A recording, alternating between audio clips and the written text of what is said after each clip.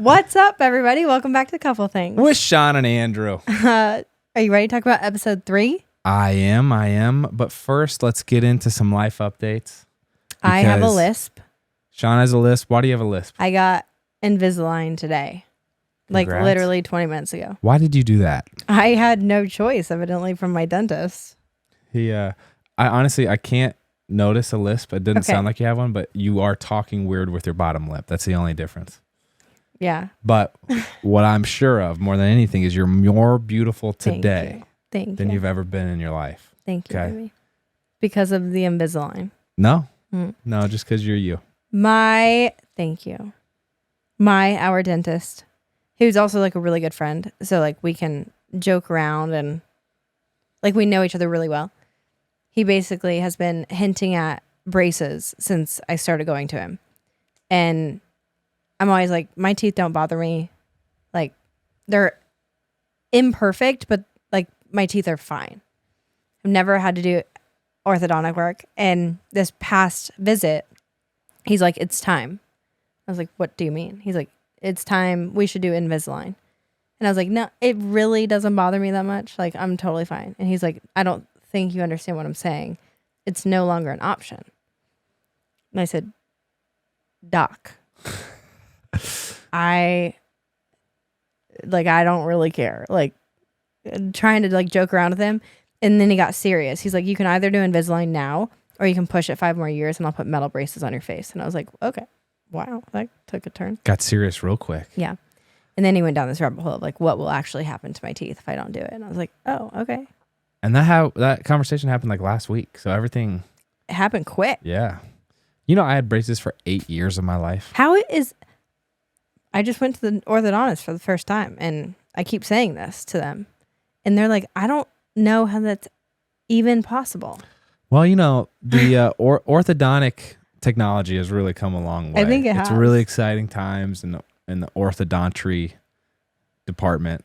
Orthodontistry? I don't know what the word orthodontics, is. in There you orthodontics. Anyway, but that was I've never told you this, or maybe you've seen the pin, but this was my first modeling gig. I did not want to be a model, and that was actually my last modeling gig as well. For braces. But yeah, for braces. After You were after the I got braces yeah, kid? I was on my local orthodontics. Wasn't it pin. also your aunt? No, that Oh. was my dentist. Yeah. Oh, wow. Shawn and I have been traveling quite a bit, doing really short 1-day trips for all this media that we have to do at the show. For this show.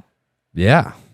And it's been fun. It has been really fun. I'm loving this show. Like as a viewer, like purely just a consumer. I do want to note that, you know, does it seem self-indulgent that we're watching the show that we're on? Probably.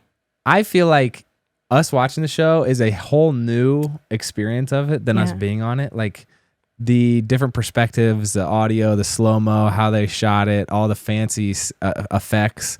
It's like, oh my gosh, it's a whole different experience. And we aren't watching it to like watch ourselves because like you and I, we experienced it, you know? Yeah. So like, I don't need to watch myself go crawl through a tunnel, but we're watching it because one, I didn't get to see Andrew do a lot of things. Right.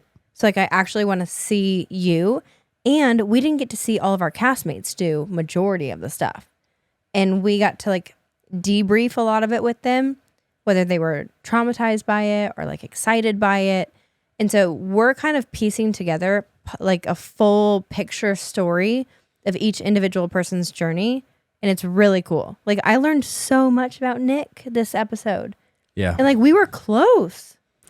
Which has then been fun since we know Yeah. these people to like reach out to them, interact with them Yeah. differently, and have a newfound appreciation for these new friends that we have. Yeah. So no, I don't feel weird watching it just No. because it's a totally different ball game than what it was like being there in person. We'll get to there though. Okay. We have fall break coming up with the kids. I know we're going to Disney World. We're going to Orlando, baby. And this is the longest trip we've ever taken to Disney. We have done Disney 4 times with the kids, which is insane to Shawn, say. you keep saying Disney. We're going to Orlando because this trip, yeah. what I'm most excited about with it is all of the other things we're going to do in the city. I just say Disney as like the city. No, I no. refer to it as a city. It is Orlando. I know. It, Because we're doing so much stuff. and we're gonna go with cousins, so it's gonna be a blast. And we're going with our neighbors. Like it's a long trip. We're gonna go to some. I can't give you our whereabouts. That was hilarious to watch you do that. Like, huh. We have a lot of fun activities that we'll tell you about after. Yeah, we'll tell you everything because like After. it's jam packed. Way outside of Disney, we're doing things we've never done before with the kids. Also, you saying whereabouts, I liked it. Whereabouts? Yeah, you should say that word more. Thanks. I'm into it. My teeth align very differently. Also, I don't know. watch out, everybody. Your boy has more free time. He's a doctor. I'm going to be starting some more fun projects because now I have school behind me. And I'm so proud of you. thanks. This happened last week. Yep. Last We were Wednesday. in a really big meeting all day with Which Vanderbilt. we're so excited about. We're going to tell you about that later. Can't tell you. Yeah. So many things. So many big things happening. But we were in this big meeting all day. And Andrew casually has to say, like, I have to sneak out for an hour to go give my oral dissertation on my PhD. And it was so cool because so many of people in that room we were with, Yeah. I would say we like look up to. Yeah. Like they're mentors and we get a lot of wisdom from them. And to see them like speak into you just so much, like they were so proud and they were so encouraging. And you're like, okay. So you left. I mean, Candace put her arm around me and was like hyping me up. I It was know. that was Candace. one of my favorite moments of the day. And so then you leave. I still do the meeting stuff. And then I'm refreshing my phone like every minute, waiting for a text message from you that never came. Excuse me. I wanted to tell you in person. But I was like, it's going over. I thought it was just an hour, like whatever. And then all of a sudden you walk back into the room and I was like, hold up. And everyone stops and they look at you and they're like, so? And you're like, I passed. Yeah. I was so freaking proud of you. That was- I am so freaking proud of you. Well, it was fun because I did my undergrad and graduate degree at Vanderbilt. We're sitting there with like all of the head honchos Yeah. of Vandy, Like the who are all Vice PhDs. Chancellor. Yeah. yeah, The athletic everyone. director. And these are also people I've known for like 15 years. So I really admire and look up to them. They've seen me grow and change a lot. And so then to get like a round of applause from them was really special. And it was like a boardroom of 15 people. It was amazing. It was really fun. But I also just personally feel really pleased with it because my grandpa, I called Papa, James East, was a PhD, was big into academics, which I was way more into athletics than academics before, I don't know, 4 or 5 years ago when I really got into like reading books. And then it was passion for like digging into all these books and presidential biographies that I was like, wait, it would be so nice to have not just, a couple weeks spent on reading a book, but a full curriculum that lasts months and years on one topic. And then I was thinking about how we're writing a book, which we also just finished that manuscript last week. It's crazy. We're looking at cover art options. Yeah. You can follow us on Instagram. We're doing some like polls to get your guys' thoughts on titles, covers, etc. But as we publish more podcasts and books, I was like, man, I really do want to have this certification and this endorsement to bring more academic rigor and like thoughtfulness to some of our stuff that we're publishing, just for me to personally feel better about it, because we have a lot of people listening to what we have to say. And I view that as a real responsibility. So that was really fun. But yeah, like the process was delightful. I learned a bunch. We'll make a main You channel weren't YouTube stressed video. at all ever about it. I mean, I was trying to grind on this schoolwork while we were in Paris during the Olympics, doing all this stuff. Well, we were in Singapore and you couldn't get Wi-Fi and you were getting kicked out of hotels and but I was able to knock it out in just under 2 years. We'll do a main channel YouTube video on it, but it was a really fun process that I'm glad to have behind me. So you like do this final step of defending your presentation or defending your dissertation through a presentation, and then they deliberate. You have to leave the room, and then you come back, and they're like, "Congratulations, Dr. East." what? And Did you get that on camera? I did. Okay, good. Yeah, and that was just a fun moment. So now Do I you have more like, free time. Graduation? I think I'll walk next May if you want to go. Yeah. Are you kidding? Yeah. So Your entire family wants to go. okay. That'd Like, be fun. That would actually be a fun everybody. event. That would be a good time. So now I have free time though, and now we got to Oh, figure out boy. how to fill it. Oh boy. We have a lot of fun projects. If anybody knows Andrew, free time and Andrew don't mix. It's gonna be good. It's gonna be good. We have a lot of projects. We're really excited. There's a lot coming out, and we're really excited about it. Yeah. Like, we're finishing up the house. We have a lot of travel coming up. Yeah. A book tour. Side note, I want to do live streams since the next episode will be halfway through the season. Yep. I think we do a halfway through the season live stream and then an after the season live stream. Watch it live? No, like people ask us questions live. Okay. Because Yeah. I feel like we should just have a Q&A. And I think a live stream would be a fun format. There's a ton of people. Honestly, I cannot believe how many people love these weekly recaps. I don't know. People are bought in. So anyway, that brings us to episode 3. Episode 3.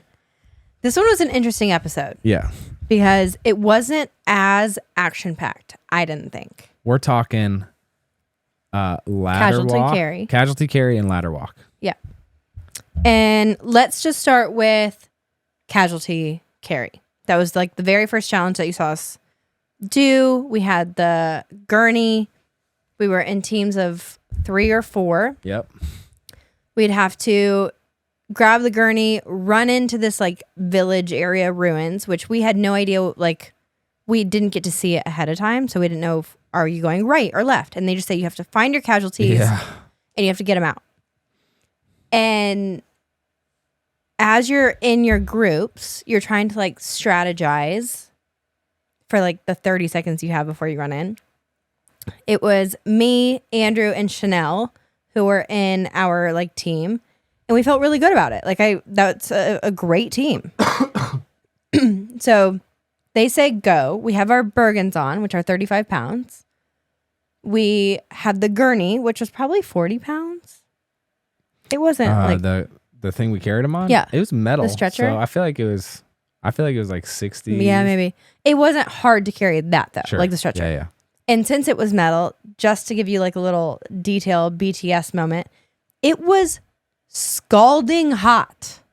Super hot, and the handles, they didn't have like pads No. to have a soft space for your fingers. So you're digging into the metal ledges, and everyone had cut up fingers from that. Yeah. And because of the heat, gymnast little obsession here with calluses and stuff, when you mix a hot metal bar with like bare hands and weight, nothing good happens. You just rip skin. Parents, if you've ever tried to get your kids to eat healthier, you know it can feel like a losing battle. Yeah, between picky eaters, funky tasting vitamins, and supplements that are missing something important, it's tough. That's exactly why we created Beam Kids. It has been almost 6 months now since Andrew and I launched our favorite project to date, Beam Kids all-in-one superfood powder for kids. And get this, since we have launched, babe, more than 40,000 parents have trusted Beam Kids with providing tasty nutrition to their kids. That still blows my mind. If you're new here, Beam Kids is 1 scoop a day of 40 plus essential ingredients. Things like greens, probiotics, prebiotics, fruits, and vitamins, all to fuel healthy growth. And it comes in 2 amazing flavors our kids are obsessed with: chocolate milk and chocolate chip cookie. And more flavors coming, so stay Yes. tuned. And this isn't just us saying that the kids like it. They literally perfected the flavor themselves. They were in the lab with us, and they were the ultimate taste testers, to be honest. And of course, the ingredients are super clean. That was a non-negotiable for us. So whether you want to strengthen your kid's immune system to combat back to school germs, or just give them extra vitamins that taste like dessert, you've got to check out Beam Kids. Head to shopbeam.com/couplethings and use code couplethings to get up to 40% off while supplies last. That's shopbeam.com/couplethings. And don't forget to use code couplethings for up to 40% off. Trust us, your kids will love it, and you'll feel better knowing they're getting everything they need. You just rip skin. And every single one of us had probably 5 or 6 quarter-size rips on our fingers and hands. It was awful. Okay, so you have to grab the gurney, you go running in, explosions are going off, you have to go find a guy. We find the guy. You're getting yelled at. You really don't know what success looks like, but you're stressed out. You don't know how long you're going to go. And you're in like the middle of this just heated environment where I don't know, you're just kind of winging it. It was also the first challenge I've seen on the show so far that I don't feel like truly captured it well. And I don't think there's any way to capture that well. But like they do such a good job of making you feel like you're in a like life or death situation. I don't know how they do it, but they do it. Well, before you go out there, Yeah. in your team, Rudy stood up and gave this whole Speech. lecture on what urban warfare experience he had, and he was like, man, we had a guy lose these limbs, and he saved all us fellow soldiers, and you're like in the moment because they set this backdrop, and then they have this mission that you don't know about that you're just getting tossed into, and you're like thinking about, oh my gosh, pressure's on, I got to save my fellow soldiers and not leave anything or anybody behind. Something that I think I'm just now clicking, that's just now clicking in my head, is this idea of when you watch as a viewer, you so quickly understand the whole assignment. Like you watch it once and you're like, oh yeah, they got to go get the guy, they got to pick him up, gotta carry him through it. And the narrator's doing it from an overhead shot, and they show the line through the whatever. But like, if you understand us in our, like where we were in that moment, we, yes, have watched the show before, but every challenge is different. And we don't get a debrief of like, let's walk through the course and this is where you're going to find him and you're going to turn the corner and there's going to be an explosion going off. And, you know, you have literally no idea. And because the show has no red tape, meaning they can pretty much do whatever they want, you have no idea what's coming around the corner. You have no idea if they have hired 50 guys to jump out at you and start swinging. Yeah. You don't know where the explosions are coming off. You don't know how many casualties. They're not giving us specifics. They're just like, if you see a person and they happen to have a flag on them, they're yours and you got to get them out. So then you're like, is that one person? But the funny thing is, and this applies for episode 4, which we'll debrief later, but like you feel like you have 100% of the information. Like you feel like you're well prepared and you know what's going to come.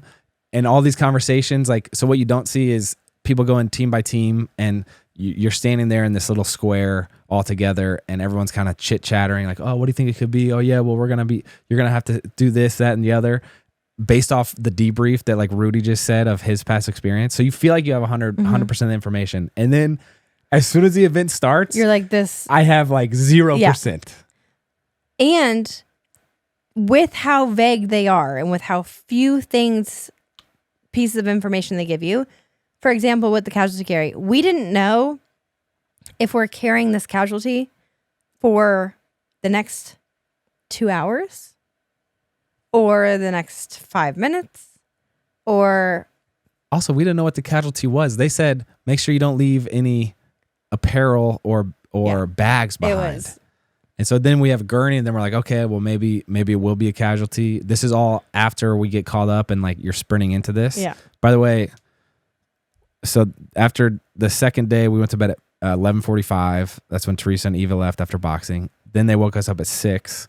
This whole started at like 7:30. So it's still like bright and early. Bright and early. You know, you think, oh, yesterday was hard. Today's going to be a day off. This was the water day before this started. Because I remember when we arrived to the location, we were all like constantly filling up our water bottles. Where they forced us, your water had to be flushed with the top. And if you weren't filled to the top with water, then you would get a bee sting or penalty. But Shawn and I are with Chanel as a team. We were about middle of the pack to go, like second or third. Yeah. You hear as you're standing there some of the explosions going off. And then what we started doing by day 3 was like we had a stopwatch and we would start saying, okay, this is taking about 25, 30 minutes. Yeah. So then we knew after the first team went, the second team, now we have a little better idea of the time allotment. But you still don't know if those people are done or if they've moved on to something else. Like you have no idea. And the other team, when they finish, you don't see them. So like they just call you up. We run up. Q gives us the gurney. Yep. He starts yelling at us. And you're like in the heat of the moment. Yeah, he's like, go, go, go, go. And you're like, oh, God. So we go into this like village area. They're all connected buildings. And I started looking. Do you remember? Yeah. I got deviated because they said you got to make sure you don't leave anything behind. Yeah. So I start clearing this building room by room by room. same. Q starts yelling at me I like, know. what the F are you doing? He was yelling You at me gotta too. follow the path. It's right there. And I was like, okay. You didn't say stay on the path. Yeah, you didn't say stay on the path. I'm trying to like do a Whatever. diligent job. Same. So then we turn that first right corner. And we see the guy. We see this guy sitting there in full helmet, goggles, weight vest. And it's, to my surprise, an actual person, Actual guy. not a mannequin. Yeah, that poor volunteer. So then you have to check to make sure it's like American, which I think he had an American flag on. He had a flag on but him. not everything was so clearly American. So I was thinking like if it's an American made brand, if there is, Yeah. if he speaks English, like what are the identifiers? Because that was part of the rules is like make sure it's a friendly. It's your guy. So we put the gurney down. Oh We my had gosh. to carry the body. This guy, you guys.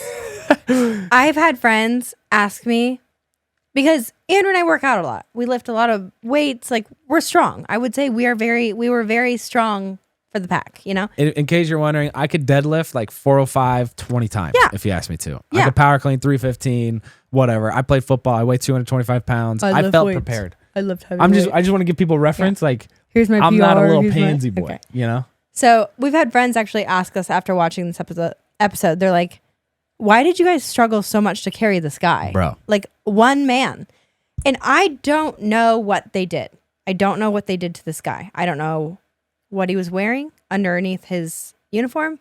This was the heaviest man I've ever tried to carry in my entire life.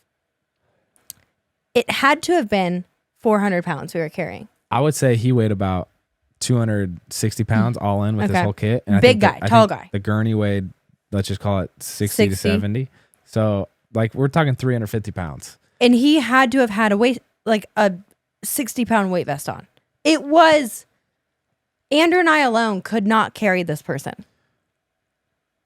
That's probably right. Given the rules that we were told, which was like, this guy's hurt, Yeah. take care of him. And what I was also shocked by was the uneven footing was Oh brutal. my So you're like gosh. turning these corners through this village. Like imagine going through a hallway and then you have to carry this 8-foot long gurney and your fingers are getting ripped and you're stepping on rock. So you're like tripping everywhere. And we're wearing the backpacks. And we have the backpacks on. And you can only carry it with one arm. Because you had a walkie-talkie. Part of it was you had to make constant communication or seek constant communication with Foxy, who was like your helicopter pickup. So we're going through this thing. You're stressed because you're like, is this an actual American? You're stressed because of the context of getting yelled at an explosion. You're stressed because you're trying to like not get injured by rolling your ankle, tripping and falling, and then like bashing your knee on It a was rock. so uneven. Yeah. And so we start carrying them through. I remember there was one where we make it out of the first building, and I was like, okay, we must be done. Dude. And then it's not over. So It you was- just keep going. Probably 400 yards. It was probably a lap around a track is how far we had to carry him. The full thing? Yeah. Oh, I would say at least that. We were carrying it for like 15 minutes. So Yeah. I don't know. Maybe do you With uneven service, I we would weren't say a moving half a fast. mile. Yeah. So let's just call it 2 laps. But then, so as this is happening, again, we've got like the 35 pounds on our back, trying to carry this guy, using the walkie-talkie.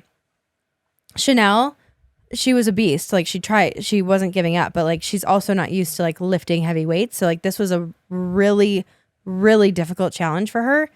And she kept needing to take a break. And so again, uneven sides, we were just screaming at each other. She kept yelling, I can't do it. She might have been crying. I don't Yeah. remember, but like she's I was like, stressed. Chanel, So then, come on, lift it. yeah, because you're trying to make it through there. And it's not like we weren't trying to hype her up. We were just trying to get this thing over with. I was in so much pain.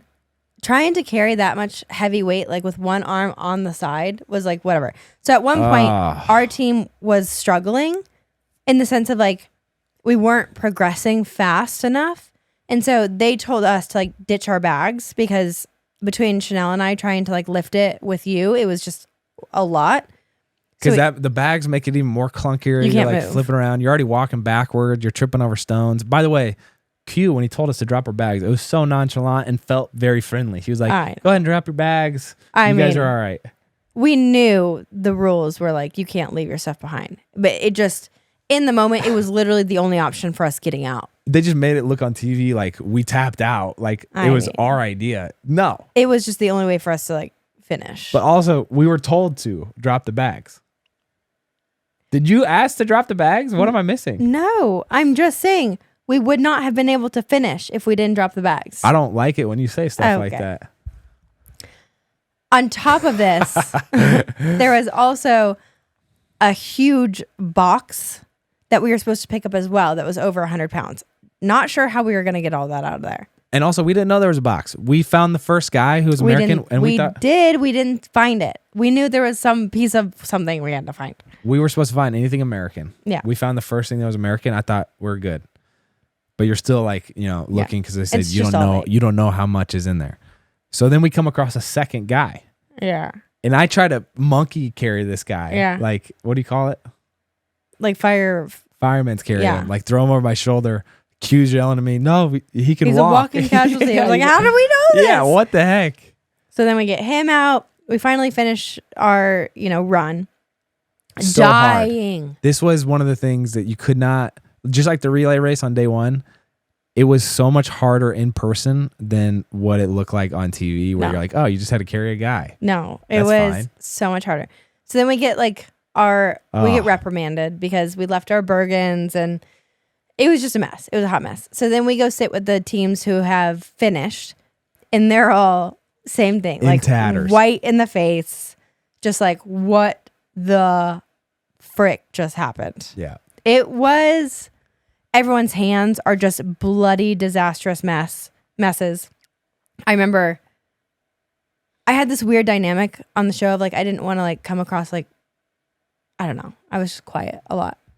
And I see everybody's hands are bloody and blistered and bleeding. And I'm like, well, I know how to fix this, As the gymnast. And I was like, do I offer or whatever? So then I spent the next hour while other people are other teams are finishing their challenges, grip taping everybody. Which we talked about the med box that was in the bunker. The athletic tape that you'd find in there was a hot commodity. They would only put one roll I know. in.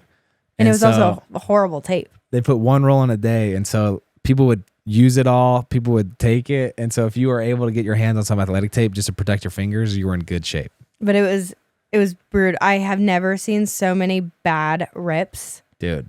Even in gymnastics. These were bad rips. Everybody's hands were gone. Which it's amazing because usually I feel like if you're just doing an event that would rip your hands, people would stop doing it or not take it so seriously. No. But everyone is so bought in that Yeah.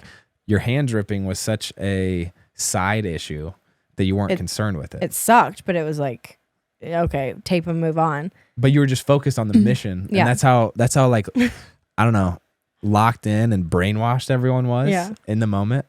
And then everyone failed. Every team failed. Nobody but I made do it. feel like we heard other teams getting ripped. Well, Yelling. I wish you guys could have been there, everyone, because it wasn't a funny thing. It was actually a really serious thing, but it was kind of funny if you think about it. This poor guy, A real human. the real guy being carried on this gurney was the same guy for every team. And there were some teams that just weren't recognizing, that it was a real man. No, people were suffering so hard they had no choice. They Suffering, just panicked. dropping this guy. From literally dropping him. 3 or 4 feet from waist height, and this guy was just getting wrecked. And he's getting dropped near the explosions going off. And it was just this poor guy. Yeah. I wish we knew who that was, but Oh my you couldn't even gosh. see his face. He had all this equipment on. So we all get yelled at again because nobody passed this challenge.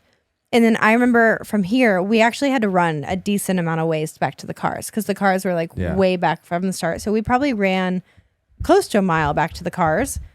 And every time that we ran, it was just a frick moment because you would hear one of the DS who are in the most freak amazing shape I've ever seen guys in These at guys, their age. one of them did a marathon a day on cross country skis for a month. Yeah. And in Antarctica Yeah. for fun. Yeah. And so you would hear one of the DS be line up, stay with me. And you're oh, Yeah. come on. Yeah. And they would just take off and you just have to follow them. And you don't know how long you're going, for where you're going, whatever. So this was about a mile around. We went back to the cars. Then we go back to Camp. the camp. This is when we would have like lunch. Again, very bland, like boiled chicken style food. Yeah, that casualty carry took from about 7:45 to 1. Mm-hmm. And imagine just sitting in the 115-degree heat for 5 hours, having done that hard workout that you don't get a warm up in. You already have the Fran lung that we talked about last time, where like your esophagus and like lungs are not ready to have that respiratory rate. And so this is when first people started developing the cough, the camp cough. Was this when Jussie left? Yeah. Jussie left. So we had lunch at 1. Jussie left between 2 and 3. Yeah. And we left at 3 for the ladder walk. But oh yeah, because we went running out and he still wasn't back from the med tent yet. But keep in mind the barracks, they had like a tarp down the middle of the cots, but then you're sleeping on dirt. It was so so dirt dusty. as you're sleeping. There's dirt when you're out during the day. Obviously, there's cars around driving, so you're constantly breathing in dirt. And then when you do these workouts, like it just, I feel like compounds and gets super exaggerated. Where Jussie was the first one to develop this cough. The first, just wait. Yeah. Yeah. Just wait. As the workouts got harder and harder, which they do, it became like pneumonia for everyone. I can't say. Yeah, it was miserable. Everyone was coughing, and it became a major issue. You know how the holidays sneak up on us every single year? Between hosting, meal planning, and finding gifts, it gets chaotic. Totally, and that's why having good food on hand is everything. Omaha Steaks makes it so easy. From everyday dinners to those big family get-togethers, they deliver the world's best steak experience right to your door. We have been obsessed with their steaks and burgers lately. I threw a few fillets on the grill last weekend, and I'm not kidding you. They are restaurant level good. The quality is unreal, you guys. Everything's perfectly cut, tender, and easy to prep. It is so nice knowing we can pull something out of the freezer and have dinner ready in literally minutes. Plus, it's not just steak. They've got chicken, pork, seafood, even desserts. We already know what's going in our next order. Oh, yes. And right now is the best time to stock up. During their early Black Friday sale, you can get 50% off site-wide, plus an extra 20% off select favorites at omahasteaks.com. And because you're part of the East Fam, you'll get an extra $35 off when you use promo code EastFam at checkout. That's 50% off site-wide. Just head to omahasteaks.com and use code EastFam for that extra $35 off. Terms apply. See site for details. Whether you're hosting, gifting, or just trying to make dinner easy, Omaha Steaks is the way to go. Trust us. Your taste buds and your guests will thank you. So Jussie left, which again was jarring. All of a sudden, he's like, I'm going to go see the medic. Comes back with no armband on, grabs some stuff. And leaves. And then they come take his cot, and that's it. And again, every time someone left. It gets really somber. Yeah. And then we got in the car for this ladder walk. That was a long drive. Long, but it was kind of nice. It's probably 2 hours long. Yeah. And we go to the village that was, 2 hours away. Yeah. And we pulled up on some like apartment buildings that were under construction. Then we had to wait there for a long time. Forever. This was kind of nice. You're in the mindset to like do stuff. You know, you're like on edge, so you don't know when or how long it's going to be, and they don't tell you how long. But this was kind of a nice period of time because we had exerted ourselves so much that morning with the casualty carry. Which sounds hilarious because we're talking like 15, 20 minutes or whatever it was. Brutal. And now we're just like chilling. Not chilling in the sense of like giggling. We're literally like smushed into the back of a car for like 4 hours. Also, this was when we started. I think I first started seeing the human side of Billy because there was a bunch of kids playing, which was kind of a problem because the production was stressed about like having them around. Local kids. Yeah.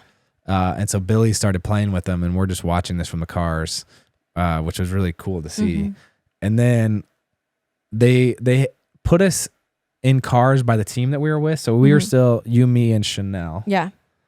And keep in mind, we ate at 1. We probably didn't finish this till 9, but we didn't eat that entire time. Yeah.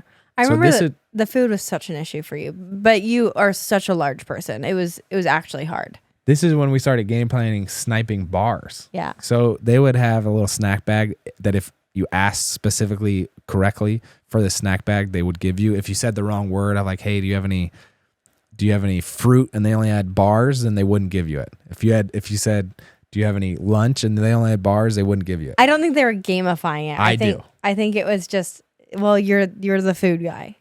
I think it was just like if we were going 9 hours at a time without any food, the production crew who had the snacks on them, and they were like plain just bars. I think because they weren't allowed to interact with us at all, a lot of them didn't know, is it okay if I... Yeah. I feel like they were nervous for their own rules. Yeah. Very, very, very.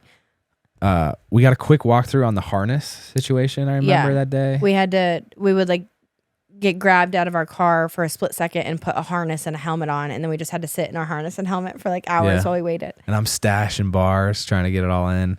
And then they call our number. This one, we had like no clue what was going on. None. It was really confusing because you couldn't see anything, couldn't hear anything. We knew we had a harness on, so it's like, am I rappelling? Am I climbing?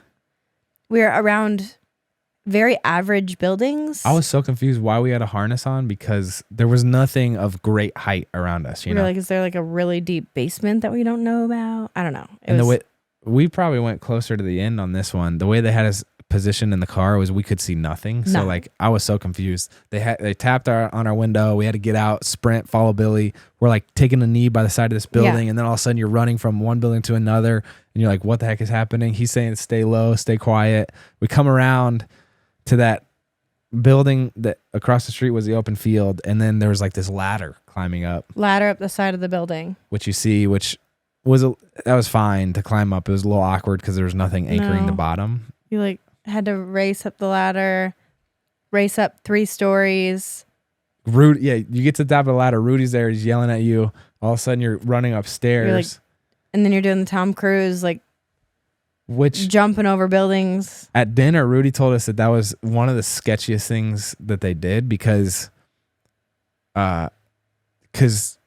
you're jumping from building to building and like you couldn't see. Certain places had drops down to the bottom, so they ended up putting barbed wire there. Did you notice that? To prevent people from jumping off bad places. Funny. And then Rudy was also stressed, like trying to lead the pack to make sure that you were just like right on him. Oh, because in full transparency, that whole challenge felt so boring to me. I agree. It felt like, wah. So we get on the rooftop. We're like, 4 stories up, jumping over these walls, Tom Cruise style, like Shawn said. And then you get to this ladder. Chanel went first in our group. They showed none of this. They didn't show our group. A quick clip of Chanel, but then nothing of us. I wonder why, Andrew. Which, by the way, we're getting all this footage that we'll do, I think, a full reveal of like Shawn and Andrew on the show, YouTube video of. But so Chanel goes, she does a great job. And then I go.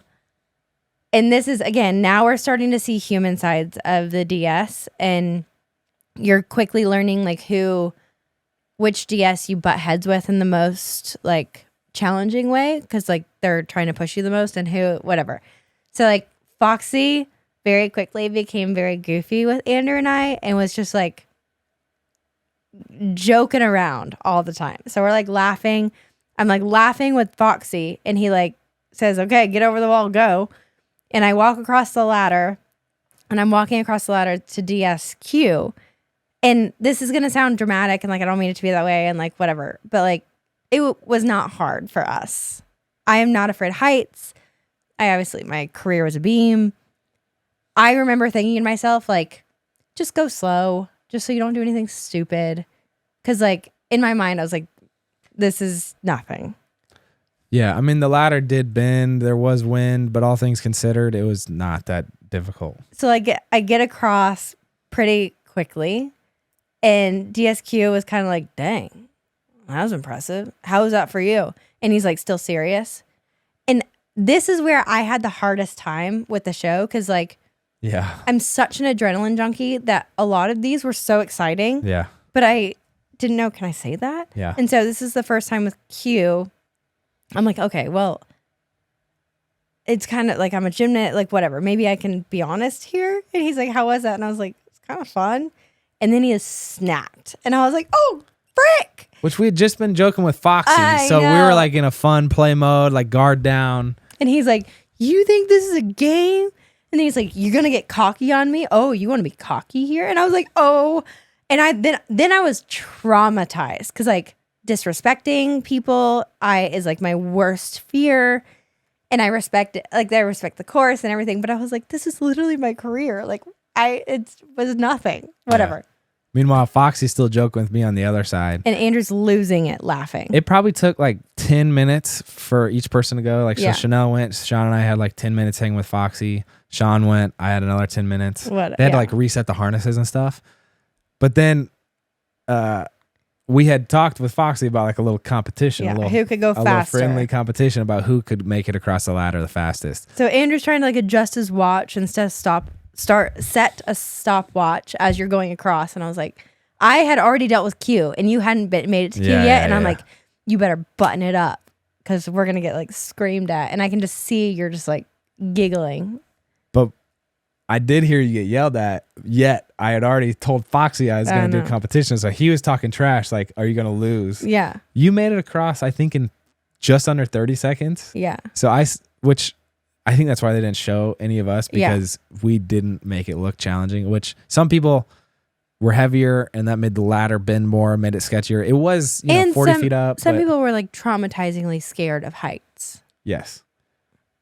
We just kind of probably weren't the most interesting people to show. So I start my watch and I'm just moving across the ladder. I made it across in 25 seconds. And I think I made one trash talk comment to you.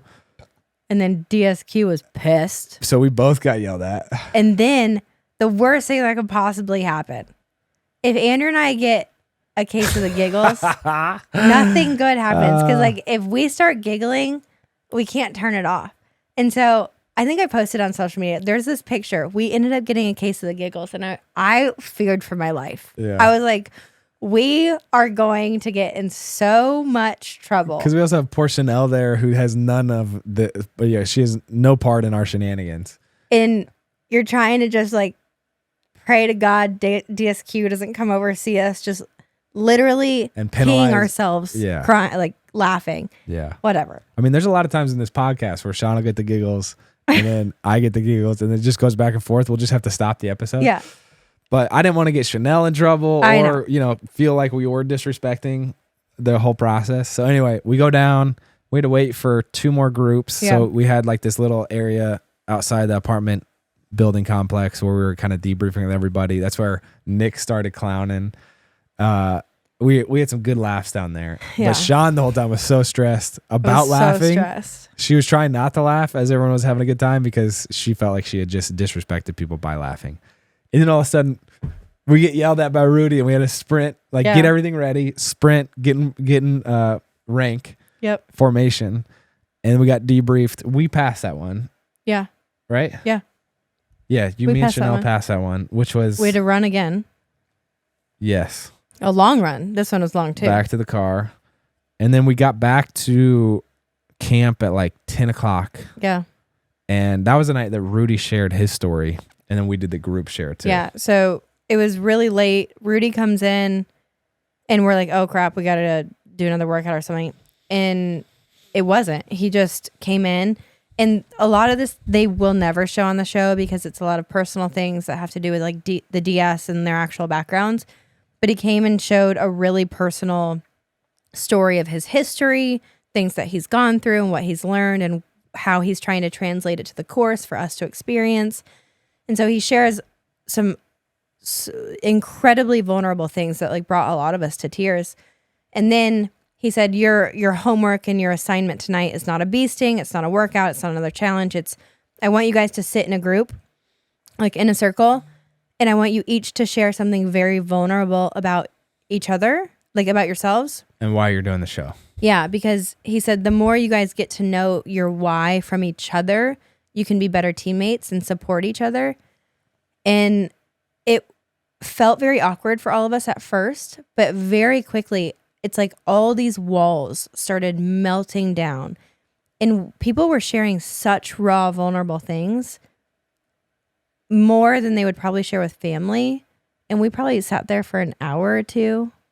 Yeah. This was one of my favorite parts of the whole experience because it did feel awkward and some people shared more than others and some people felt more natural, like I think felt more comfortable opening up.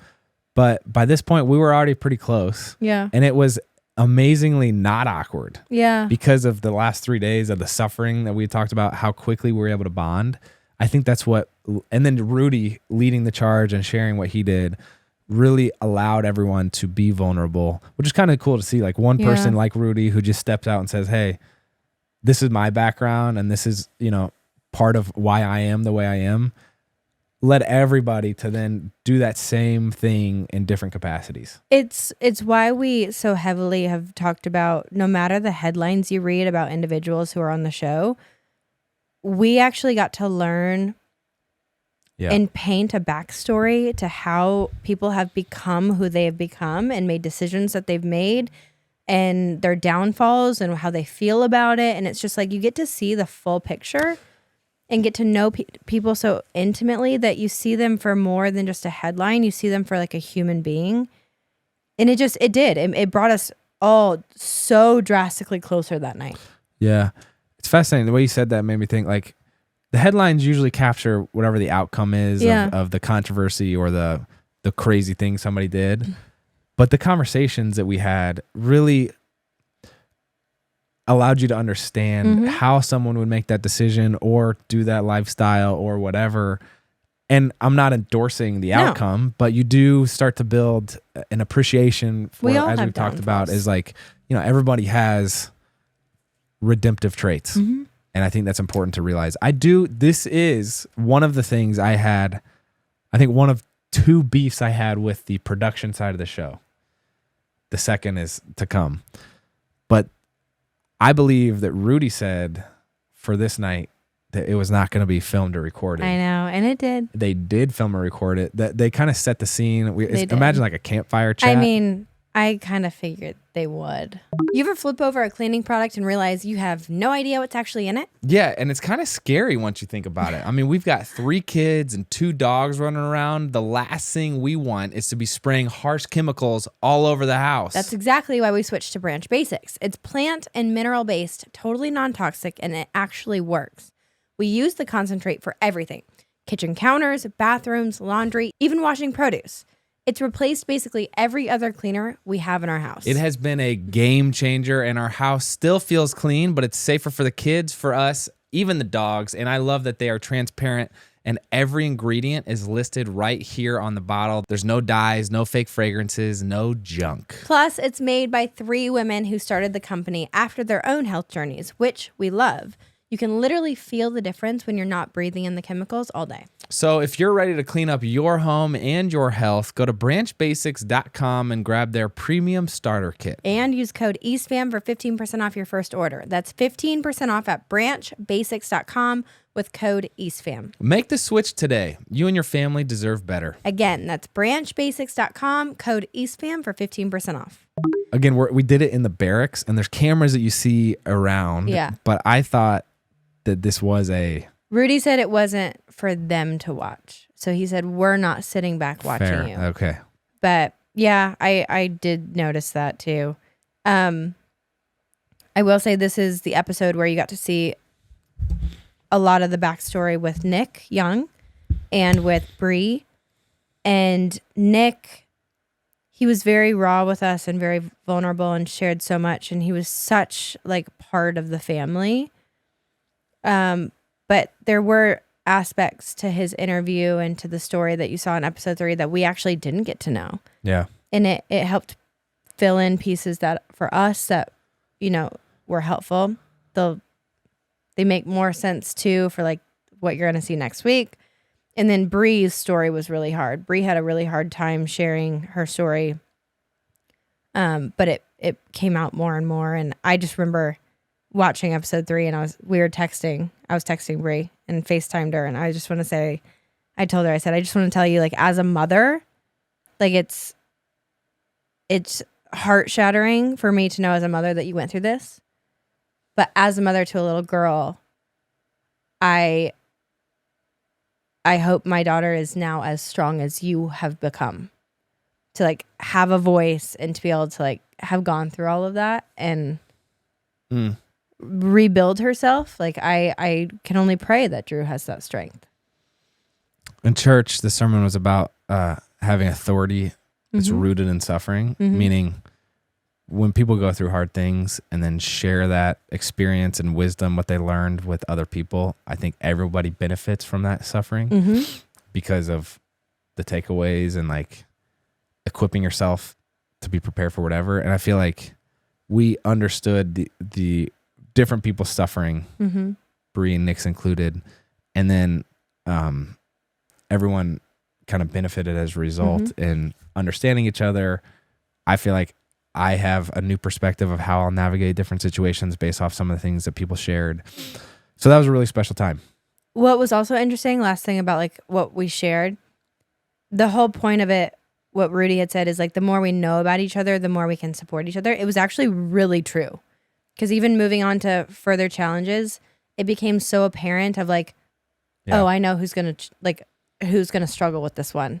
So it's like all of the cast would say, we have to make sure we help him or her today, or vice versa. But one thing they did that was super savage too, I don't know if it was the next day or 2 days after that, that's when they had us essentially leave a man behind, and they forced us to do that. Oh my gosh. Which I'm curious how they paint that picture. We'll tell you more about that. Yeah. Guys, that was awful. It was divisive. Anyway, maybe they share it. If they don't, divisive, but also it made sense the way they set it up, because they were like, we have to do this every day. Whatever. Yeah. Oh. So that was episode 3. For those who have asked, were we even a part of that show?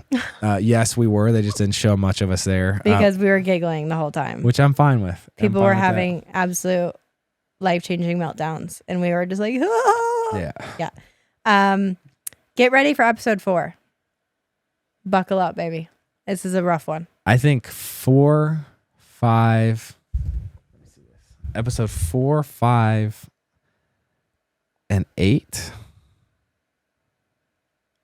Wait, 4, 5, 6. I mean, 8's gonna get. Honestly, no. The rest of the episode should be really good. The rest of the episode should be really good. Dude. Oh man. Oh my gosh. Oh gosh. 4, 5, 6, 7, and 8 should be nuts. Anyway. 4. When is? Can I see? Yeah. My opinion is next week 4. And just experientially, this next one did seem like the. Oh. I know. Oh no. I know. We're looking over our notes of my journaling of day to day. 4, 5, and 6, but I'd say 4 and 6. But then 7, the workouts they had us do. Yeah. Anyway, so stay tuned. We'll do a live stream. What? We'll do a live stream hopefully next week to answer your questions live. And thanks for watching. That's all we got. I'm Andrew. I'm Shawn. Till next time.